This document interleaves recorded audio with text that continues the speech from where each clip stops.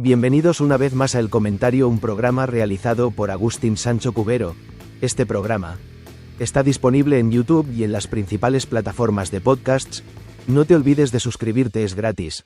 A continuación empezamos el programa. Bueno, dentro del cráneo humano se esconde una estructura que es infinitamente compleja. Y la más compleja que conocemos, sin duda. Exacto. Y hasta hace prácticamente unos días, digamos que la comunidad científica la estaba navegando utilizando lo que podríamos considerar mapas de la edad de piedra digital. Totalmente. Mapas que, comparados con la realidad anatómica, eran poco más que manchas borrosas. Y precisamente la fuente que vamos a analizar en nuestro análisis a fondo de hoy cambia este paradigma por completo. Lo pone patas arriba, sí. Tenemos sobre la mesa un artículo espectacular. Se ha publicado en la revista Scientific Reports, que para quien no lo tenga en el radar, forma parte del prestigioso grupo Nature. Palabras mayores en ciencia. Y lo mejor es que el protagonista de este hito es un equipo de investigadores liderado desde España. Concretamente desde la Universidad Politécnica de Valencia, la UPV. Eso es. Y es un trabajo que, no solo redefine los límites de la neuroimagen, sino que altera nuestra comprensión básica de cómo interactuamos con el tejido cerebral. Claro, porque hay que entender que un atlas anatómico, en el contexto de la neurología de vanguardia, no es una simple ilustración en un libro médico tradicional. No es un dibujo bonito y ya está. Exacto. Es el sistema de coordenados absoluto. O sea, cuando un neurocirujano planifica una intervención, o cuando un algoritmo intenta detectar una anomalía, necesita ese mapa base. Y si ese mapa tiene un margen de error elevado, pues tienes un problema grave. Estás navegando a ciegas. En el cerebro, 1 milímetro de desviación tiene consecuencias drásticas. Vale, vamos a desglosar esto, porque la misión de hoy es entender qué es exactamente este OLI Atlas que ha creado el equipo de la UPV. El famoso OLI Atlas, sí. Queremos diseccionar cómo han logrado construir uno de los atlas cerebrales más detallados del mundo. Y descifrar por qué esta herramienta es un punto de inflexión absoluto para la medicina moderna. Eso es, y para apreciar la magnitud de este hito, creo que el punto de partida obligado es hablar de la resolución. Claro, el gran salto tecnológico. Porque atlas cerebrales ya existían, evidentemente, pero el salto que describe el artículo es abismal. Para ponerlo en contexto, el estándar de la industria durante mucho tiempo, los atlas basados en resonancia magnética tradicional, operaban con una resolución de aproximadamente 1 milímetro cúbico. Que suena a muy poco, ¿verdad? Suena poco, sí. Y para la tecnología de hace 1 o 2 décadas, alcanzar 1 milímetro cúbico era un logro formidable. Pero en la escala de la biología humana, ese volumen es un universo entero. 1 milímetro cúbico en el mundo cotidiano es como un grano de sal gruesa. Más o menos, sí. Pero dentro de ese milímetro cúbico de corteza cerebral estamos hablando de decenas de miles de neuronas. ¿Decenas de miles? Y kilómetros de cableado axonal, y millones de sinapsis. Madre mía. Y ese es el núcleo del problema. La unidad de medida en estas imágenes en 3D es el voxel. El voxel, que es como el píxel, pero con volumen. Exactamente. Si pensamos en una foto digital de toda la vida, la unidad mínima es un píxel, un cuadradito plano de color. Sí. Pues un voxel es el equivalente en 3 dimensiones, como un pequeño cubo de Lego que representa un volumen de tejido. Ya. Si el cubo de Lego más pequeño que tienes mide 1 milímetro cúbico, no puedes construir ni observar nada que sea más pequeño que eso. Así de simple. Claro, es el límite físico de tu mapa. Eso es. Pero el OLI Atlas, y aquí viene lo fuerte, da un salto hasta una resolución de 0,125 milímetros cúbicos. ¡Ostras! O sea, la diferencia es abismal. Es brutal, sí. Es pasar de ver el mundo a través de un cristal empañado a ponerte unas gafas graduadas de última generación. Me gusta esa comparación. La analogía que me venía a la cabeza al leer la fuente es la evolución de los mapas por satélite que todos llevamos en el móvil. Totalmente. Hace, 15 años, buscabas una ciudad y desde arriba veías una mancha grisácea. Una mancha que sabías que era la ciudad, pero poco más. Exacto. El mapa te decía que ahí había un núcleo urbano, intuías la forma general, los límites exteriores, y la información terminaba ahí. Y ya está. Pues pasar de esa antigua resolución de 1 milímetro cúbico a los 0,125 milímetros del OLI Atlas es como hacer zoom repentinamente en ese mapa del móvil. Y de repente lo ves todo. Ves los bloques de edificios, puedes ver los coches aparcados y hasta contar los árboles de una calle concreta. Es alucinante. Y lo fascinante aquí es ¿Por qué esta escala microscópica resulta tan indispensable? Claro, porque no es solo por tener una imagen más bonita. Para nada.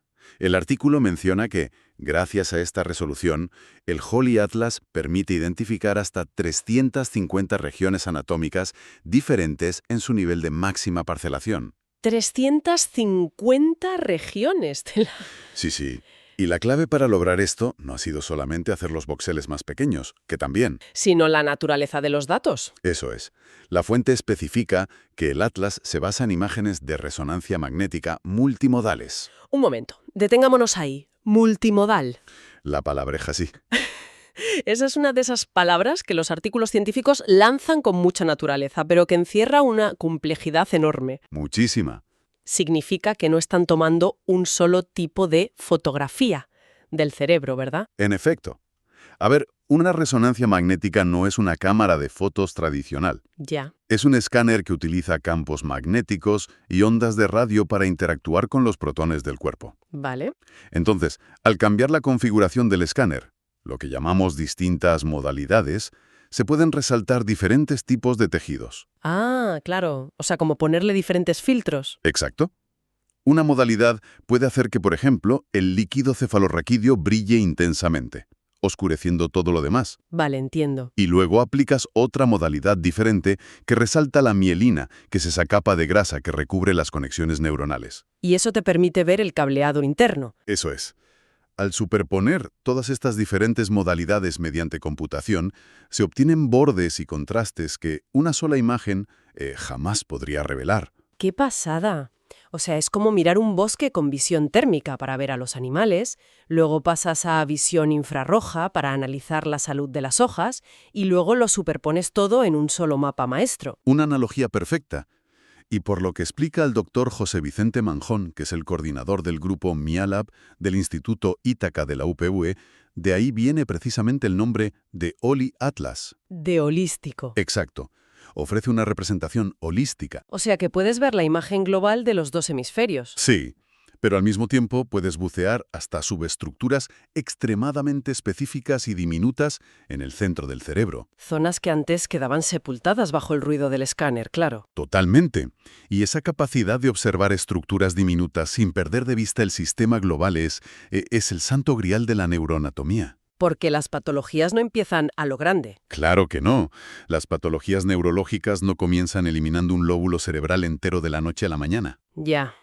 Comienzan en esos callejones oscuros y microscópicos que antes no podíamos mapear. Pero claro, contemplar un mapa con 350 regiones diminutas, mapeadas a esa barbaridad de resolución de 0,125 milímetros cúbicos, pues plantea una duda monumental sobre el proceso de fabricación. La logística de hacerlo, dices. Claro, los cartógrafos no pueden sencillamente sentarse con un ratón a dibujar líneas en una pantalla para separar cientos de zonas a esa escala. Imposible. Sería un trabajo de siglos. Entonces, ¿cómo se construye físicamente esta maravilla tecnológica? El artículo detalla que el Instituto Ítaca lideró esto, pero que fue un consorcio colaborativo. Sí, con el CNRS de Francia, la Universidad de Burdeos y otros centros europeos. Y tuvieron que recurrir a una fuente de datos muy particular. El material base para edificar todo este mapa proviene del Human Connectome Project. Que es un proyecto masivo. Monumental, respaldado internacionalmente, y que se dedica a recopilar datos de neuroimagen con una fidelidad técnica que, roza lo obsesivo. Madre mía. Los investigadores de la UPV seleccionaron las imágenes de 75 cerebros de voluntarios sanos de esta inmensa base de datos. ¿Vale? Y a partir de ellos, aplicaron técnicas avanzadas de procesamiento para generar lo que denominan un modelo promedio. Y aquí es donde la cosa se pone realmente interesante. Y tengo que frenar un segundo porque esto, lo admito, me voló la cabeza al leer los apuntes. A ver, dispara. 75 cerebros. Hay 8.000 millones de personas en el planeta. Sí, suena a poco. La diversidad genética, ambiental y de desarrollo es inabarcable. Entiendo que es un modelo promedio, pero ¿cómo es posible que el estándar de oro de la anatomía cerebral mundial, el mapa de ultra alta definición que va a guiar a la medicina, se base en una muestra de solo 75 individuos? Ya, la pregunta es lógica. ¿No es estadísticamente minúsculo? Es un escepticismo completamente fundamentado. O sea, Desde la perspectiva de una encuesta tradicional, 75 sujetos parece una anécdota. Claro, no te sirve ni para saber quién va a ganar las elecciones en un pueblo. Exacto. Pero la clave radica en la densidad de la información clínica, no en el censo demográfico. Ah, vale. Las imágenes del Human Connectome Project no son resonancias estándar de 15 minutos. De esas que te hacen en el hospital si te das un golpe. Eso es, para descartar un traumatismo craneal. No tienen nada que ver. Entonces, Son escaneos hiperespecializados que mantienen al sujeto metido en una máquina de altísima potencia magnética durante horas. ostras, o sea, estamos hablando de terabytes de información cruda por cada individuo. Magnitudes de datos dificilísimas de procesar incluso para superordenadores. Cada uno de esos 75 cerebros ha sido escaneado con una fidelidad geométrica y funcional sin precedentes. Vale, la calidad compensa la cantidad. Totalmente. Al alinear computacionalmente esa información tan pura y tan densa, el algoritmo tiene suficiente solidez matemática para eliminar el ruido individual. Y así extraer las verdaderas constantes anatómicas de la especie humana. Exactamente. Y el proceso de integración es donde reside la brillantez metodológica de la UPV. No utilizaron una sola forma de medir. Ah, no. No. El equipo integró 7 protocolos de segmentación diferentes. Y esto requiere una traducción, creo. A ver si me sigues con esta idea. A ver. Imaginemos que un grupo de expertos intenta trazar el mapa de un continente muy complejo. Vale. Un equipo o un protocolo podría dedicarse a dibujar exclusivamente las fronteras políticas. Sí. Otro protocolo ignoraría los países por completo y trazaría solo las cordilleras montañosas. Claro, otra capa de información. Un tercero mapearía exclusivamente las cuencas hidrográficas o, qué sé yo, las zonas climáticas. Y al final lo juntas todo. Exacto. Al superponer esos 7 mapas, que son transparentes, las intersecciones te revelan la geografía tridimensional más precisa posible. Es un ejemplo brillante. Y en el cerebro pasa igual.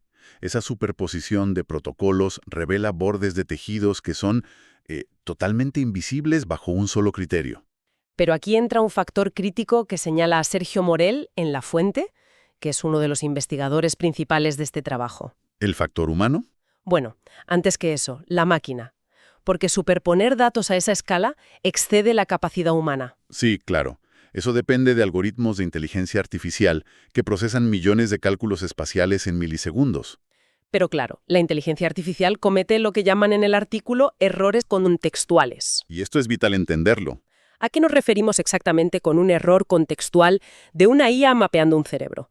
Porque tendemos a pensar que la máquina es infalible dibujando líneas. La máquina es excelente detectando diferencias matemáticas en el contraste de los píxeles, de los voxeles en este caso. Vale. Pero le falta el contexto del mundo real.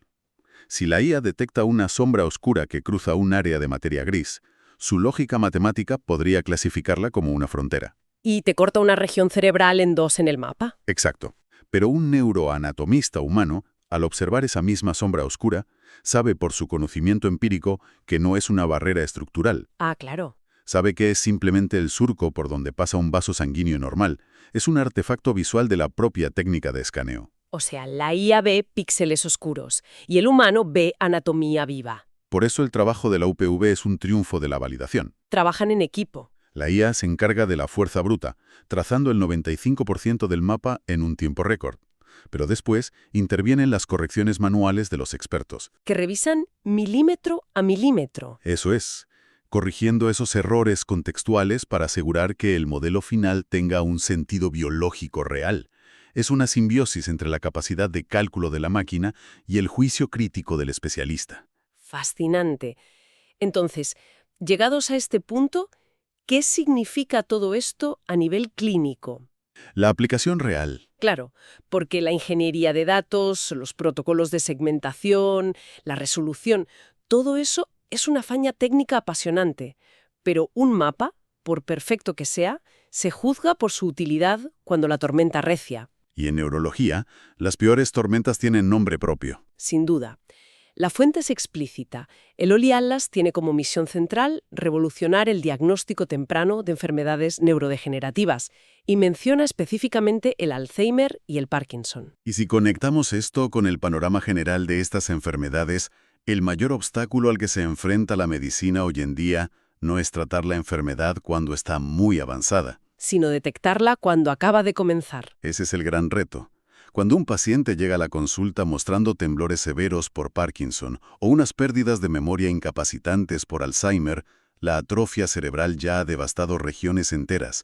El daño ya está hecho. La pérdida neuronal es masiva y, por desgracia, irreversible. Para visualizar cómo el Lolly Atlas cambia la ecuación aquí, vamos a usar otra analogía. Me gustan tus analogías, a ver. Imaginemos un documento de texto gigantesco.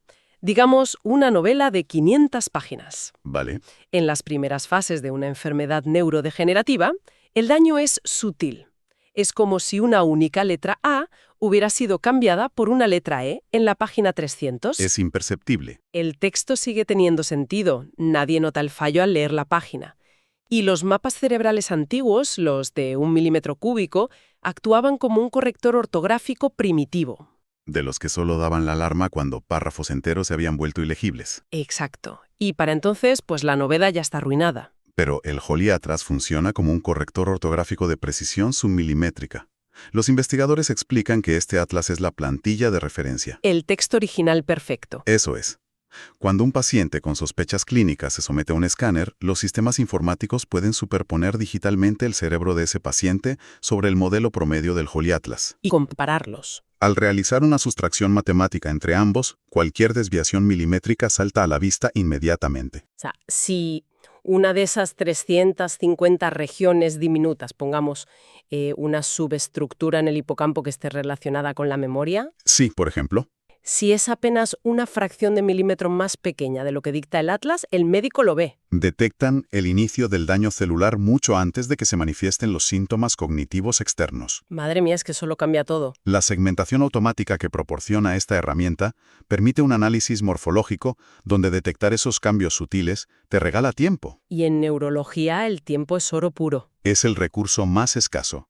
Detectar el Alzheimer años antes de la manifestación de la demencia significa que, cuando los tratamientos experimentales para ralentizar la enfermedad estén listos, sabremos exactamente a quién aplicárselos, ¿Y en qué momento preciso? que es casi más importante. Y, oye, no solo hablamos de diagnóstico. El texto subraya que contar con esta topografía milimétrica es una herramienta fundamental para la planificación quirúrgica. Vital para los cirujanos. Claro, si hay que extirpar un tumor profundo o colocar electrodos de estimulación cerebral profunda para controlar el Parkinson, conocer la ubicación exacta de fronteras microscópicas evita dañar funciones vitales colindantes. Es operar con GPS de altísima precisión en lugar de con una brújula.